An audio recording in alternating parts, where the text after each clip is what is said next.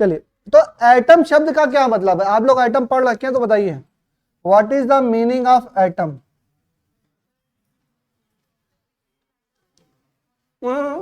शाब्दिक मतलब, what is the meaning of? हाँ, अनकटेबल, इसको बोलते हैं अनकटेबल, अनकटेबल, जिसको काटा ना जा सके। और ये किसने किया था? किसने बताया था? डाल्टन ने तो बताया था। इस शब्द को क्वाइन किसने किया था? इस शब्द को क्वाइन किया था, इनका नाम है ड्रैकुला। क्या नाम है? ड्रैकुला नहीं नाम है इनका, नाम है डेमोक्राइटस। क्या नाम है? Democritus, Democritus, short famously known as Dracula. ठीक है, नाम याद कर लो, याद करने में क्या जा रहा है। डेमोक्राइटस, इन्होंने एटम शब्द को क्वाइन किया था। जैसे होता है नए नए शब्द क्वाइंड होते हैं, तो डेमोक्राइटस इन्होंने क्वाइन किया था एटम शब्द को। किसने को किया था? एटम शब्द को। ठीक है, तो चलो एटम लिख लेते हैं, डिफिनीशन लिख लेते हैं। What is atom? स्टार्टिंग में एटम होता क्या है ये जान लो।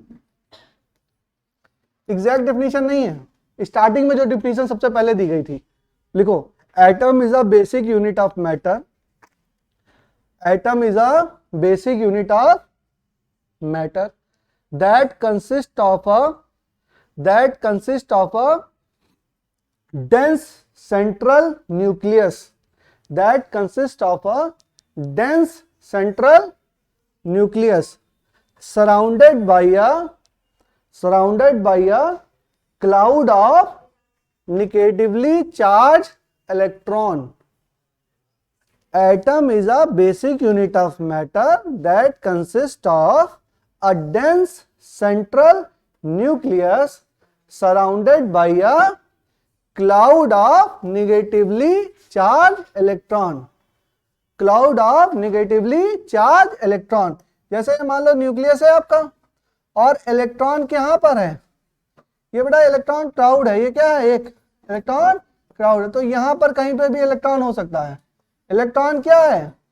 इलेक्ट्रॉन क्लाउड में है, कहीं पर भी क्या है? सराउंडेड बाय अ क्लाउड, और उसमें क्या है? इलेक्ट्रॉन। ये इनिशियली एटम की डिफिनीशन बताई गई। उसके बाद ये जो डेमोक्राइटस हैं, इन्होंने शब्द क्वाइन किया था क्या? एटम। और ये शब्द क्वाइन हुआ था लगभग 500 बीसी में। कब? 500 बीसी। बीसी मतलब बिफोर क्राइस्ट, मतलब अभी से कब से? 2700 साल पहले ना। ठीक है, तो लगभग 500 बीसी में इन्होंने किया।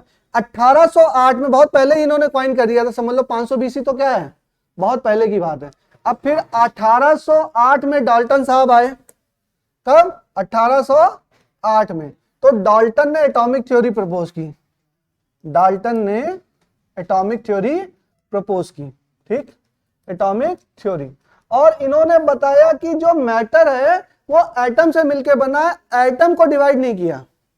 सब एटॉमिक मैटर्स को, एलिमेंट्स को इन्होंने नहीं बताया। ये नहीं बताया कि एटम जो है वो प्रोटॉन और न्यूट्रॉन और इलेक्ट्रॉन से मिलकर बना है। इन्होंने बोला सबसे छोटा पार्ट क्या है किसी भी मैटर का? एटम। सबसे छोटा पार्ट क्या है? एटम। उसके बाद रदरफोर्ड आए, नहीं, इसके बाद फिर जे थॉमसन ने लगभग 1897 पे, ये तो कब की बात है? 1808। फिर 1897 में जे थॉमसन ने किसकी डिस्कवरी कर ली? थॉमसन ने इलेक्ट्रॉन को डिस्कवर कर लिया। जब इलेक्ट्रॉन को डिस्कवर कर लिया ना, तब पता चल गया, तब डाल्टन मॉडल तो क्या हो गया? फेल हो गया, क्योंकि डाल्टन ने तो बोला था कि मैटर कंसिस्ट ऑफ एटम। अभी लिखाऊंगा, एक एक लाइन लिखाऊंगा। तो डाल्टन ने तो क्या कहा था? Matter consist of atom. फिर जे थॉमसन साहब ने बताया नहीं भाई, ये क्या होता है? इलेक्ट्रॉन भी उसमें होता है। एक सब एटॉमिक पार्टिकल इन्होंने ढूंढा। सब एटॉमिक मतलब एटम से छोटा ना, एटम से छोटा पार्टिकल, एक सब एटॉमिक पार्टिकल किसकी खोज की? इलेक्ट्रॉन की खोज की। किसने? जे थॉमसन ने। अब इलेक्ट्रॉन को खोज कर लिया। उसके बाद 1909 में रदरफोर्ड साहब आए। कौन? रदरफोर्ड। तो रदरफोर्ड ने क्या किया? गोल्ड फॉइल एक्सपेरिमेंट किया। क्या किया? Gold foil experiment. Gold foil experiment, इसी को alpha experiment, alpha particle experiment भी बोलते हैं, गोल्ड फॉइल एक्सपेरिमेंट या अल्फा पार्टिकल एक्सपेरिमेंट। और इस एक्सपेरिमेंट के बेसिस पे इन्होंने एक मॉडल दिया, इस एक्सपेरिमेंट की बेसिस पे इन्होंने एक मॉडल दिया, उसको क्या बोला गया, रदरफोर्ड मॉडल। क्या बोला गया, रदरफोर्ड मॉडल। हमारे सिलेबस में दोनों है, हमको एक्सपेरिमेंट भी पढ़ना है और क्या उसके बाद हम लोग को क्या पढ़ना है, मॉडल पढ़ना है। ठीक है, तो ये चीजें नहीं पढ़नी है, बट एक क्रोनोलॉजी बता देता हूं। रदरफोर्ड ने फिर इसको बताया उसके बाद देखो रदरफोर्ड के मॉडल में कुछ फ्लॉज थे, कुछ ड्रॉबैक्स थे, कुछ कमियां थी। जैसे रदरफोर्ड साहब ने बोला था कि इलेक्ट्रॉन जो है एक न्यूक्लियस है और इलेक्ट्रॉन जो है ऑर्बिट में क्या कर रहा है, ऑर्बिट में रिवॉल्व कर रहा है। लेकिन उन्होंने बोला किसी भी ऑर्बिट में क्या कर सकता है, रिवॉल्व कर सकता है, किसी भी ऑर्बिट में क्या कर सकता है, रिवॉल्व कर सकता है। लेकिन लेटर ऑन ये देखा गया कि इलेक्ट्रॉन किसी भी ऑर्बिट पे नहीं करता है, उसकी ऑर्बिट्स क्या हैं, फिक्स्ड हैं। वो किसने ढूंढा, बोर ने। किसने, बोर ने। फिर रदरफोर्ड एक्सपेरिमेंट इस पे क्या हो गया, फेल हो गया। अच्छा फेल कैसे हो गया, फेल कैसे हो गया, इसका स्पेक्ट्रम निकाला गया। क्या निकाला गया, स्पेक्ट्रम एनालिसिस की गई। तो स्पेक्ट्रम एनालिसिस की तो उन्होंने देखा कि ये क्या मिल रहा है, कंटिन्यूअस स्पेक्ट्रम मिल रहा है। कैसा मिल रहा है, कंटिन्यूअस। बल्कि इलेक्ट्रॉन का स्पेक्ट्रम कैसा होना चाहिए, डिस्क्रीट। अब ये बात समझ में तो बिल्कुल नहीं आई होगी, समझ में आई कुछ। कंटिन्यूअस, देखो कंटिन्यूअस स्पेक्ट्रम का मतलब होता है कि लैम्डा, सारे लैम्डा हो उसमें। ई बराबर क्या होता है बच्चों, SC अपॉन लैम्डा। तो इन्होंने, बोर साहब ने बोला कि ये न्यूक्लियस है और इसमें किसी भी ऑर्बिट में इलेक्ट्रॉन क्या हो सकता है, घूम सकता है। अच्छा इससे यहां पर आया तो कुछ लैम्डा हुआ, इससे यहां आया या यहां से यहां गया तो कुछ एनर्जी डिफरेंस होता है ना, तो लैम्डा कुछ एमिट होगा, एनर्जी प्रोपोर्शनल टू लैम्डा, कुछ एनर्जी। तो किसी में भी हो सकता है, तो सारे तरह के लैम्डा आ रहे थे उसके स्पेक्ट्रम में। भाई एनर्जी कहीं भी हो सकती है ना, इलेक्ट्रॉन कहीं भी हो सकता है, तो लैम्डा भी सारे आ रहे थे उसमें, लैम्डा भी सारे आ रहे थे। तो जब इसका स्पेक्ट्रम बना तो कैसा बना, कंटिन्यूअस बना। कैसा बना, कंटिन्यूअस। सारे लैम्डा आपके आ रहे थे। इसको मैं समझाऊंगा डिटेल में, बॉर्मर सीरीज और ये सीरीज वो सीरीज कराऊंगा, तो स्पेक्ट्रम की बहुत अच्छे से बताऊंगा। बट बेसिकली समझिए कि कंटिन्यूअस स्पेक्ट्रम है, इसका मतलब एनर्जी, सारी एनर्जी मौजूद है, मतलब लैम्डा सारे मौजूद हैं। लेकिन बोर साहब ने बोला कि नहीं ऐसा नहीं है, हर ऑर्बिट की एनर्जी क्या है, फिक्स है। और जब हर ऑर्बिट की एनर्जी फिक्स है तो लैम्डा भी फिक्स है। तो एक पर्टिकुलर लैम्डा को इमिट करेगा और सारे लैम्डा को इमिट नहीं करेगा। डिस्क्रीट का क्या मतलब होता है भाई, कंटिन्यूअस मतलब ये, और डिस्क्रीट मतलब एक ऐसे अगर इमिट हो रहा है तो ये क्या हो गया, डिस्क्रीट। ये क्या हो गया, डिस्क्रीट। तो एक पर्टिकुलर लैम्डा को इमिट करेगा, पर्टिकुलर लैम्डा को नहीं इमिट करेगा। तो क्या होगा, electron emission is a discrete process. उसका जो रेडिएशन निकल रहा है कैसा निकल रहा है, डिस्क्रीट। लेकिन जो रदरफोर्ड साहब ने बताया उनके अकॉर्डिंग तो क्या होना चाहिए, कंटिन्यूअस। उन्होंने बोला तो ये ऑर्बिट इलेक्ट्रॉन का जहां मन करे वहां घूम सकता है, घूम सकता है, नहीं घूम सकता है। तो मिलना चाहिए था कंटिन्यूअस, मिल रहा है डिस्क्रीट। इस चीज को ऑब्जर्व करते हुए बोर साहब ने बताया कि नहीं भाई, इन्होंने जो बताया सब कुछ तो सही बताया, एक बात गलत बता गए कि जो ऑर्बिट है वो फिक्स नहीं है, ऑर्बिट जो है वो फिक्स नहीं है। तो बोर ने लगभग 1912 में, अब कहां तक चले आए हम लोग, 1909 तक चले आए ना। अब इसका थोड़ा सा डिटेलिंग लिखाऊंगा। 1912 में इन्होंने 3 साल बाद इसको बता दिया बोर एटॉमिक मॉडल। क्या दे दिया, बोर एटॉमिक मॉडल। और इसमें इन्होंने बताया कि जो इलेक्ट्रॉन है वो कैसे है, फिक्स ऑर्बिट में घूम रहा है, जिसकी एनर्जी क्या है, फिक्स है। ठीक है, इसके बाद 1924 में डी ब्रॉगली हाइपोथेसिस आ गई। 1924, ये जो अभी हम लोग कर रहे थे, क्या कर रहे थे, डी ब्रॉगली हाइपोथेसिस। और डी ब्रॉगली हाइपोथेसिस में क्या बोला गया है, इलेक्ट्रॉन कैसा है, वेव भी है और पार्टिकल भी है। तो यहां पर आ गए डी ब्रॉगली साहब, डी ब्रॉगली हाइपोथेसिस। ठीक है, 1924 के आसपास। उसके बाद 1926 में आए श्रोडिंगर साहब, नाम सुने हो, श्रोडिंगर वेव इक्वेशन ना। उन्होंने इलेक्ट्रॉन का स्पेस में किस तरीके से उसकी एनर्जी और वो इलेक्ट्रॉन क्या कर रहा है, वेरी कर रहा है उसके बीच में क्या दी, इक्वेशंस दे दी। तो क्या हुआ, श्रोडिंगर वेव इक्वेशन, या लिख लो इसमें Schrodinger propose an equation, Schrodinger propose an equation called Schrodinger equation. Schrodinger proposed an equation called Schrodinger equation. लिख लीजिए, हो सकता है इलेक्ट्रोमैग्नेटिज्म में थोड़ा बहुत यूज आ जाए सब चीजों का ना, देखते हैं कहीं मिलेगा। called Schrodinger equation to describe the electron distribution in space and the allowed energy level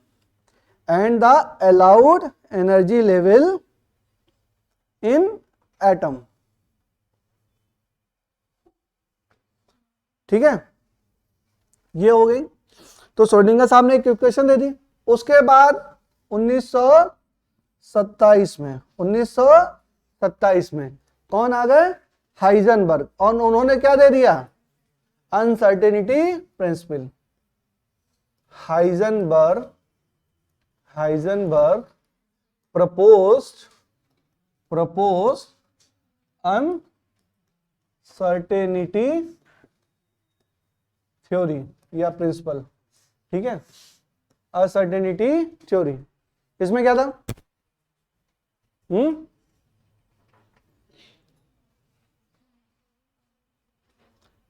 delta x into, भूल गए, याद है, हैं? पढ़ा ही नहीं, चलो पढ़ाएंगे इसको। Delta into delta p greater than equal to h upon 2 pi या 4 पाई, 2 पाई होता है ना, ठीक है, उसको हम लोग पढ़ाएंगे। मतलब अनसर्टेनिटी था। उसके बाद 1932 में चैडविक ने पाया न्यूट्रॉन। 1932 में चैडविक ने फाउंड किया किसको, फाउंड न्यूट्रॉन। कहीं पे घूम रहा था, उसको मिल गया ना। चैडविक ने क्या फाउंड किया, न्यूट्रॉन। तो ये सारी चीजें चली एटम में, ये सारी चीजें हुई। तो हमको अब पढ़ना है, बात समझ गए, ये सारी चीजें डिस्कवरी, न्यूट्रॉन, अब ये क्या मिल गया हमको, न्यूट्रॉन मिल गया। तो न्यूट्रॉन मिल गया, उसके बाद प्रोटॉन न्यूट्रॉन की खोज हुई होगी, और अपना इलेक्ट्रॉन पहले ही मिल गया था, electron proton neutron, atomic theory हमारी बन गई। तो यहां तक की कहानी हम लोग ने चली। अब चलिए सबसे पहला लिखिए डाल्टन एटॉमिक मॉडल, हेडिंग डालेंगे डाल्टन एटॉमिक मॉडल। 2-2 4-4 लाइन लिख लेते हैं, इंपॉर्टेंट नहीं है, हमारे सिलेबस में नहीं है, लेकिन फिर भी लिख लेते हैं। हो सकता है कुछ जुड़ा हुआ सवाल आ जाए, या हो सकता है कंपैरिजन में कहीं आ जाए, शब्द तो आ ही सकता है। ठीक है, लिखिए डाल्टन एटॉमिक मॉडल, ब्रैकेट में लिख लो 1808। कब दिया था इन्होंने, 1808 में दिया था। डाल्टन एटॉमिक मॉडल लिखो, matter consist of individual atom, matter consist of individual atoms, comma, या एक लाइन अगली लाइन से लिखो, matter consist of individual atom. Dalton atomic theory है तो इसका फर्स्ट पॉइंट है, ये फर्स्ट पॉइंट करके लिख लो, matter consist of individual atom. Second point, all the atom of a given element have identical properties, all the atom of a given element have identical properties including identical mass, ठीक है। तो सारा matter जो है वो individual atom से मिलकर बने हैं, और कोई भी एटम है उसका क्या है, सारे मतलब किसी भी एलिमेंट में जो एटम है उनकी प्रॉपर्टी क्या है, सेम है, उनका मास भी क्या है, सेम है, ये इन्होंने बताया। नेक्स्ट लिखो, compound are form when atom of different element, compound are form when atom of different element are combined in a fixed ratio, ठीक है। जैसे Fe+S को इन्होंने बनाया क्या, FeS, ठीक है, Fe+S को बनाया FeS। लिखा है compound are form when atom of different element combine in a fix ratio. Next point लिखिए, chemical reaction involve reorganisation of atom.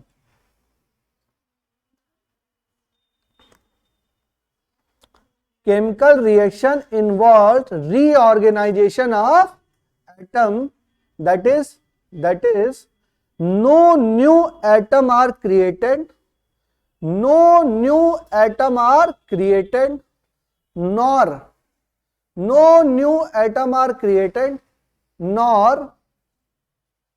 old atom are destroyed. No new atom are created or old atom are destroyed in any chemical reaction. तो क्या कह रहे हैं doctor साहब? Doctor साहब ये कह रहे हैं कि ये फेरस है और ये क्या है? सल्फर है। ये आयरन है ना, आयरन और, हाँ ठीक है, आयरन और सल्फर है। तो ये जब कंपाउंड मिले, केमिकल रिएक्शन हुआ, तो केवल एटम का क्या हुआ है? रीऑर्गेनाइजेशन हुआ है, कोई भी नया आइटम नहीं बना है। बट ऐसा होता है? ऐसा होता नहीं है। नए नए केमिकल रिएक्शन में तो नए नए आइटम्स बनते हैं, नए नए कंपाउंड्स बनते हैं, ठीक है। तो इन्होंने ये बोल रहे थे केवल क्या हो रहा है? रीऑर्गेनाइजेशन ऑफ एटम है। मैटर कंसिस्ट ऑफ एटम, जो एटम है उनकी प्रॉपर्टी क्या है? सेम है, आइडेंटिकल है, उनके मासेस क्या है? सेम है, उसकी प्रॉपर्टी क्या है? सेम है। अगर दो एटम मिल रहे हैं, डिफरेंट मैटर के अगर दो एटम मिल रहे हैं, तो अगर केमिकल रिएक्शन हो रही है तो केवल क्या हो रहा होगा? रीऑर्गेनाइजेशन ऑफ एटम हो रहा होगा, कोई भी नया आइटम नहीं बन रहा होगा और पुराना आइटम भी डिस्ट्रॉय नहीं हो रहा होगा। बट एक्चुअल में ऐसा नहीं होता था। तो ये बहुत बेसिक थ्योरी थी। डाल्टन साहब ने प्रपोज किया था कब? 1808 में, एकदम स्टार्टिंग में, ठीक है। तो इसमें लिखो कि इट एक्सप्लेन्ड, क्या क्या चीजें एक्सप्लेन किया। ये 4 पॉइंट डाल्टन थ्योरी एक्सप्लेन, लेकिन 2-4 चीजें उन्होंने एक्सप्लेन की। देखो, शुरुआत किसी भी चीज की बहुत इंपॉर्टेंट है। शुरुआत तो यहीं से हुई, किसी ने कुछ किया तो उसके ऊपर इंप्रूवमेंट हुआ ना। शुरुआत कोई कुछ करता ही नहीं तो शुरुआत ही नहीं होती। कुछ किया तो उसके बाद और लोग आए उसको काम को करने, तो अलग अलग लोगों ने वर्क किया, अलग अलग उस पर चीजें बताने लगे। तो इस केस में इंपॉर्टेंट है। तो उन्होंने क्या एक्सप्लेन किया? देखो, 2-3 चीजें अच्छी एक्सप्लेन की। Law of conservation of mass, मतलब जितना मास इधर उतना ही मास उधर। इस चीज को तो इन्होंने एक्सप्लेन कर दिया। डाल्टन थ्योरी ने क्या एक्सप्लेन किया? Law of conservation of mass. और क्या एक्सप्लेन किया? Second point, law of constant composition.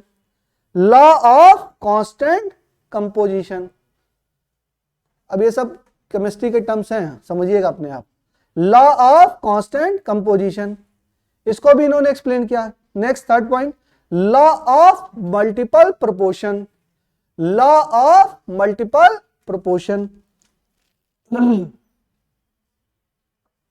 मतलब जिस प्रोपोर्शन में ये है बच्चों, उसी प्रोपोर्शन में तो यहां पे भी है। तो इसका कांस्टेंट कंपोजिशन या प्रोपोर्शनलिटी कंपोजिशन मल्टीपल प्रोपोर्शन क्या हो रहा है? मेंटेन हो रहा है, ठीक है। तो इन सारी चीजों को क्या किया इन्होंने? डाल्टन ने एक्सप्लेन किया। लिमिटेशन लिखो, लिमिटेशन क्या हो रहेगी इनकी?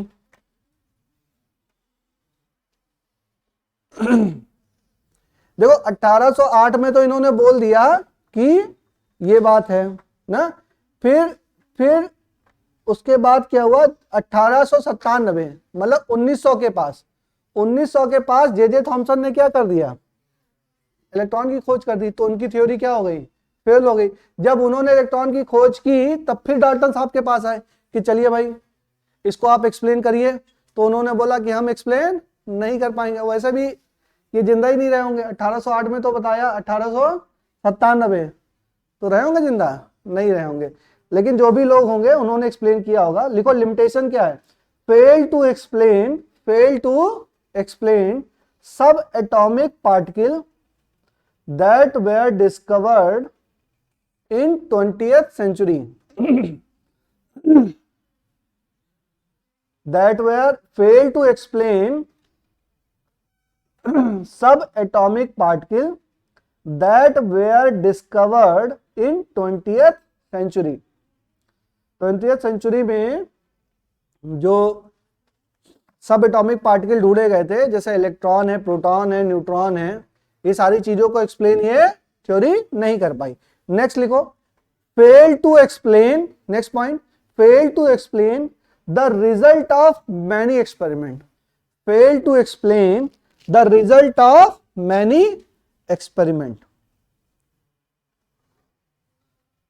बहुत सारे एक्सपेरिमेंट का जो रिजल्ट आ रहे थे उसको भी एक्सप्लेन ये नहीं कर पाए। तो ये तो कह रहे थे कि एटम का केवल रीऑर्गेनाइजेशन हो रहा है ना, नया एटम बन ही नहीं रहा है, केवल क्या हो रहा है, रीऑर्गेनाइज, लेकिन एक्चुअल में ऐसा नहीं हो रहा था, तो उसके रिजल्ट को भी ये वेरीफाई नहीं कर पाए, तो ये थ्योरी क्या हो गई, फेल हो गई। इसके बाद थॉमसन साहब आए, तो थॉमसन साहब जो थे,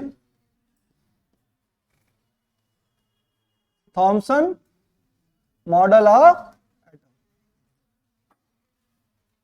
अच्छा थॉमसन साहब जो थे वो हलवे के बहुत शौकीन थे, हलवा बहुत खाते थे, तरबूज भी बहुत खाते थे। तो उन्होंने क्या दिया, इन्होंने दिया थॉमसन प्लम पुडिंग मॉडल, या थॉमसन वाटरमेलन मॉडल, या थॉमसन रेजिंग पुडिंग मॉडल। ये सारे क्या है, सेम है, कंफ्यूज नहीं होंगे। प्लम पुडिंग मतलब क्या, हाँ, हलवा, प्लम पुडिंग, या इसको बोलते हैं रेजिन पुडिंग। देखो पुडिंग माने हलवा या केक, या इसी को क्या बोलते हैं, वाटर मेलन। इन्होंने बोला कि जो पॉजिटिव चार्ज है वो तो स्पेस में पूरा फैला हुआ है, अब बीच बीच में क्या है, बीच बीच में इलेक्ट्रॉन आपके ऐसे हैं जैसे कि तरबूज में बीज, जैसे तरबूज में, तरबूज को बीज से काट दो तो उसमें बीज क्या होंगे, लगे होंगे ना। तो अब पूरा जो क्या है वो पॉजिटिव और बीच में क्या है, बीज। अच्छा इसको मैं समझा देता हूं, बात समझ लो, कंफ्यूजन होता है। आप लोग ने वो केक खाया है जो 25 दिसंबर को मिलता है, क्रिश्चियन लोग खाते हैं ज्यादातर में, जो वो सेलिब्रेट करते हैं ना, क्या होता है 25 दिसंबर को क्या होता है, हाँ क्रिसमस डे। क्रिसमस डे के दिन जो केक खाते हैं वो देखा है, उस केक में चेरी लगी होती है ना, उसको अगर काटो तो अंदर भी क्या होती है, चेरी होती है ना, उसी को क्या बोलते हैं, प्लम पुडिंग। अच्छा उसमें किशमिश भी होती है ना, काटो किसी किसी में, किस्मत अच्छी है आपकी तो किशमिश भी निकल जाएगी, तो उसको क्या बोलते हैं, रेजिंग का मतलब क्या होता है, किशमिश, क्या होता है, पुडिंग का मतलब हलवा। प्लम का, प्लम एक तरीके का ड्राई फ्रूट होता है, प्लम जो होता है वो क्या होता है, ड्राई फ्रूट होता है, एक काइंड ऑफ ड्राई फ्रूट होता है, उसको क्या बोलते हैं, प्लम।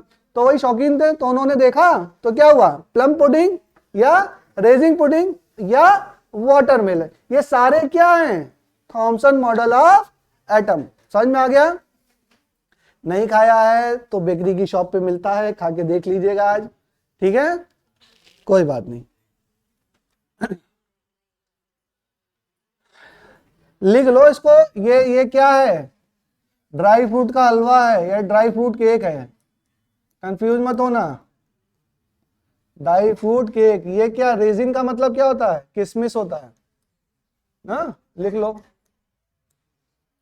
किशमिश का क्या है, ये केक है एक तरीके से ना। तो जिस तरीके से, अब लिखो इसमें, an atom possess a spherical shape, an atom possesses a spherical shape in which positive charge is uniformly distributed, positive charge is uniformly distributed, atom possesses a spherical shape in which positive charge is uniformly distributed and electron is embedded into it, electron is embedded into it, ठीक है। Next लिखिए, इसी में लिखिए next line से, it explain neutrality of atom. Neutrality of atom को किसने explain किया, थॉमसन ने एक्सप्लेन किया पहली बार। It explain neutrality of atom, neutrality of atom. ठीक है, नेक्स्ट लाइन से लिखो लिमिटेशन। लिमिटेशन क्या है इसकी? Distribution of electron are very different, distribution of electron and positive charge, distribution of electron and positive charge are very different from the one proposed in this model. Distribution of the electron and positive charge are very different from the one या from that proposed in this model. Later on देखा गया कि जिस model में propose किया गया model, जो distribution of electron और पॉजिटिव चार्ज है, वो क्या है? बहुत ही डिफरेंट है। तो ये मॉडल भी क्या हो गया? फेल हो गया। बस केक खाते रहे और ये मॉडल क्या हो गया? फेल। तो उसके बाद कौन आए? रदरफोर्ड साहब। अच्छा, रदरफोर्ड ने कोई भी बात ऐसे हल्के फुल्के में नहीं की। रदरफोर्ड एक बहुत बड़े साइंटिस्ट थे। रदरफोर्ड क्या थे? बहुत बड़े साइंटिस्ट थे और उनको ऐसा लगता था, समझो बात, समझो थोड़ा सुन लीजिए, बात समझ लीजिए। उनको ऐसा लग रहा था कि एटम, देखो उसकी खोज हो चुकी थी, इलेक्ट्रॉन की खोज हमारी हो चुकी थी। अब इनको लगा, खोज हो चुकी थी नहीं हो चुकी थी? हाँ, 1911। इलेक्ट्रॉन कब खोजा गया? जरा याद दिलाओ बच्चों। हाँ, 1897 में। हाँ, तो 1911 में इन्होंने क्या किया? बात समझिए, इन्होंने किया अल्फा पार्टिकल स्कैटरिंग एक्सपेरिमेंट। और इन्होंने नहीं किया, इन्होंने सिस्टम बनाया और इनके अंडर में पीएचडी के स्टूडेंट थे। इनके अंडर में पीएचडी, जैसे प्रोफेसर आप बन गए ना, तो आपके अंडर में क्या है? पीएचडी के स्टूडेंट है जिनको डॉक्टररेट करना है। तो ज्यादातर प्रोफेसर लोग अपना काम स्टूडेंट से करा देते हैं। ठीक है मैम, छोड़ा। तो उन्होंने, इनका नाम है एच गीगर एंड अर्नेस्ट मॉडर्न। क्या नाम है? एच गीगर और अर्नेस्ट मॉडल। देखो क्वेश्चन भी आ सकता है, एक्चुअल में जो गोल्ड फॉइल एक्सपेरिमेंट किसने परफॉर्म किया? एच गीगर और अर्नेस्ट मॉडर्न। और उस एक्सपेरिमेंट की base on the suggestion of Rutherford, on the suggestion of Rutherford. Rutherford साहब की लैब थी, उन्हीं का सजेशन था, उन्होंने ये सारी चीजें बताई। एक्सपेरिमेंट किसने परफॉर्म किया? इन दोनों आदमियों ने, उनके स्टूडेंट थे। उन दोनों ने क्या किया? अब एक्सपेरिमेंट है, टाइम लगेगा, तुम परफॉर्म करते रहो, चलते रहो, जब कोई रिजल्ट आएगा मुझे दिखा देना, मैं बताऊंगा रिजल्ट सही है कि गलत है। और उस एक्सपेरिमेंट के बेसिस पे इन्होंने क्या किया? कुछ रिजल्ट को निकाला और उस रिजल्ट के बेसिस पे क्या दिया? रदरफोर्ड का मॉडल दिया। ठीक है, तो क्वेश्चन अगर आए कि जो गोल्ड फॉइल एक्सपेरिमेंट एक्चुअल में किसने परफॉर्म किया, तो जो दो नाम बताए उन्होंने परफॉर्म किया। ठीक है, किसके सजेशन पे परफॉर्म किया? रदरफोर्ड के। रदरफोर्ड मॉडल किस एक्सपेरिमेंट पर बेस्ड है? गोल्ड फॉइल एक्सपेरिमेंट या अल्फा पार्टिकल एक्सपेरिमेंट। क्या रदरफोर्ड ने एक्चुअल में इसको परफॉर्म किया? नहीं किया। परफॉर्म किसने किया? एच जर्मर और जो भी नाम है इसका। ठीक है, और किसके सजेशन पे? रदरफोर्ड के सजेशन पे। तो कल हम लोग इसको पढ़ेंगे, अल्फा पार्टिकल स्पेक्ट्रम। ठीक है।